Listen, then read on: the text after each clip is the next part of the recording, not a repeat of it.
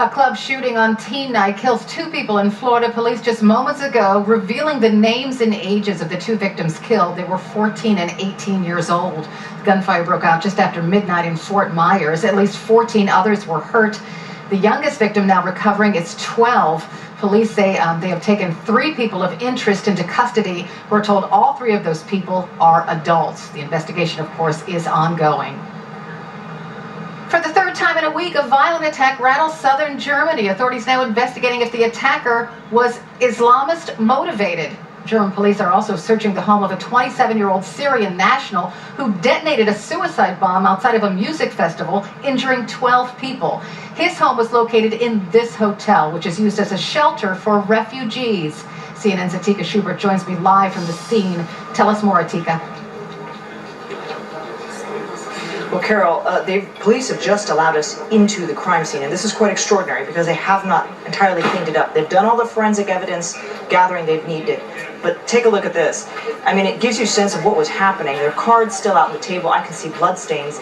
This chair in particular seems to be twisted out and its back blown out. There is also some blood here, and I believe this may be where the main force of that explosion was. If you look over here, there's a lot of press walking in and out here, but you can see the chalk outline here used by police to draw where the body of the attacker was found. He was the only one killed in the attack, but more than a dozen others were injured. And now to give you a sense of the force of the explosion, it wasn't that big, but you can see here it cracked right through the glass in a number of places, and you can see a lot of cameras here as well.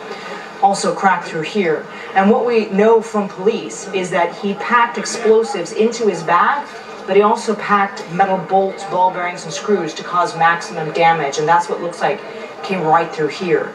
In fact, more than a dozen people injured. They were mostly injured from those bits of metal flying all around. There's still a bit of cracked glass over there as well, and if you look over here, this tells you less. Some blood stains still on the ground as well, unfortunately. If you look over here, this actually tells you less about the force of the explosion, but just what was happening that night.